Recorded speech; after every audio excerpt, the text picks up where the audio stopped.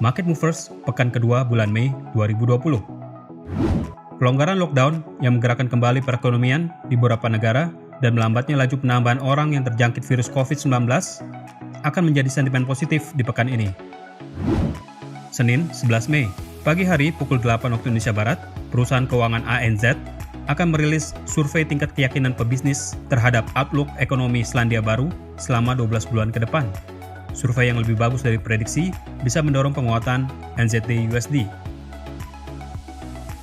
Selanjutnya sore hari, data produksi industri Italia untuk periode Maret akan dirilis dengan peluang pelemahan Euro-USD bila hasil data tersebut lebih rendah dari hasil bulan sebelumnya. Selasa, 12 Mei, pagi hari pukul 8.30 waktu Indonesia Barat, NAB akan merilis data survei tingkat keyakinan pebisnis terhadap kondisi ekonomi Australia saat ini. Bila hasil yang dirilis lebih baik dari bulan sebelumnya, AUD-USD berpeluang menguat.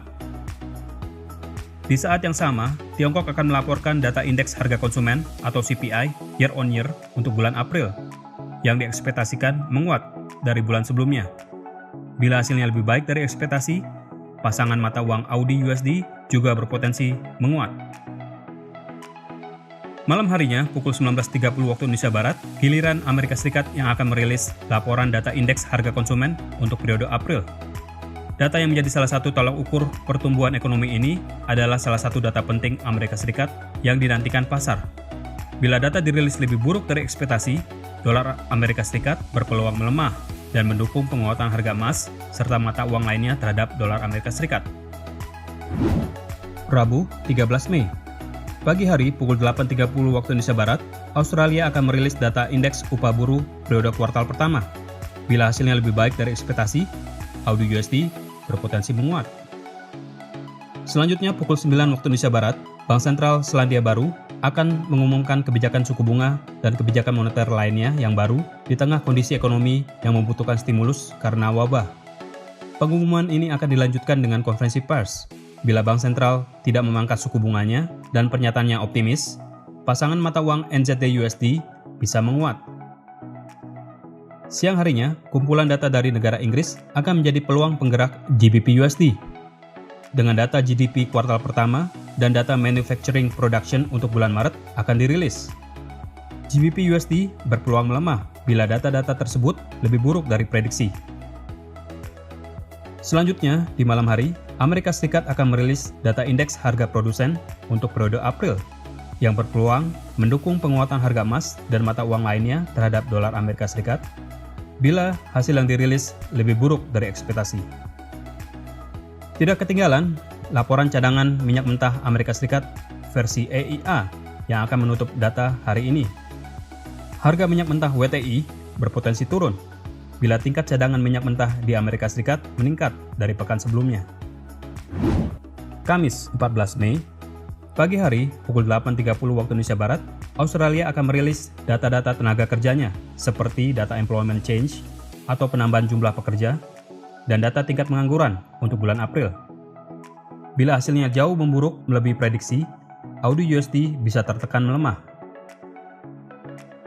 Laporan dari Jerman pada siang hari berpeluang menekan mata uang Euro-USD. Bila hasil dari data indeks harga konsumen Jerman untuk periode April dilaporkan lebih buruk dari ekspektasi. Selanjutnya di sore hari, pasar akan menantikan pernyataan dari Gubernur Bank Sentral Inggris yang baru, Andrew Bailey, mengenai kondisi moneter dan ekonomi Inggris. Bila gubernur memberikan komentar yang pesimis, GBP-USD bisa tertekan turun. Pukul 19.30 waktu Indonesia Barat, Kanada akan merilis laporan manufacturing sales atau penjualan langsung oleh pabrik untuk periode Maret yang diekspektasikan melemah. USD CAD berpeluang naik bila hasil yang dirilis lebih buruk dari ekspektasi.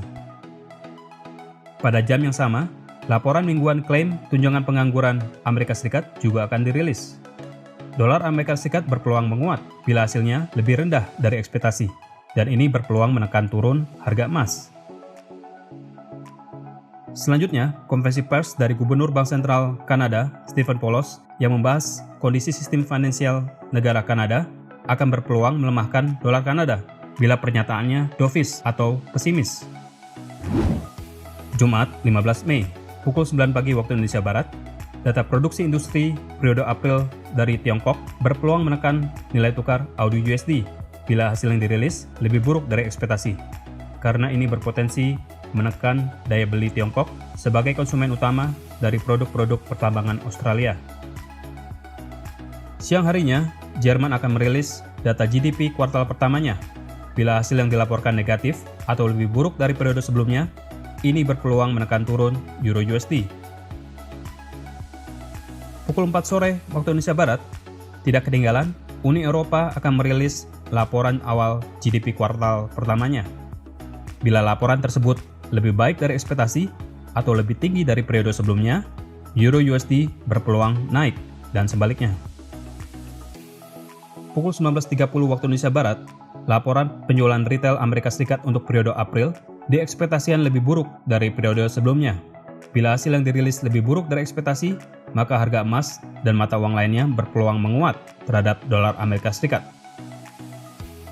Selanjutnya, pukul 9 malam waktu Indonesia Barat, menutup data market mover pekan ini, Amerika Serikat akan merilis laporan awal survei consumer sentiment dari University of Michigan untuk periode Mei. Harga emas berpeluang melemah bila hasilnya lebih tinggi dari ekspektasi, dan ini dapat mendukung penguatan dolar Amerika Serikat. Berikut adalah jadwal market movers yang lebih lengkap untuk Anda perhatikan, agar Anda tidak kehilangan kesempatan.